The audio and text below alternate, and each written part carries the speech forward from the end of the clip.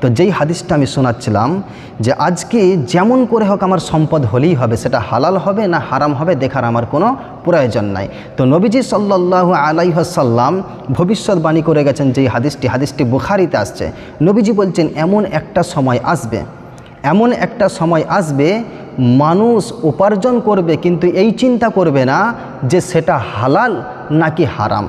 সেজন্য নবীজি সাল্লাল্লাহু আলাইহি সাল্লাম যেই ভবিষ্যৎবাণী সেই দিনকে করে গেছে আমরা ভালো করেই জানি।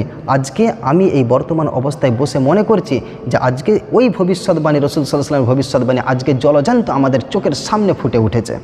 সেজন্য আমরা যখন উপার্জন করব, আমরা যখন ইনকাম করব, হালাল পন্থায় করার চেষ্টা করবে ইনশাআল্লাহ।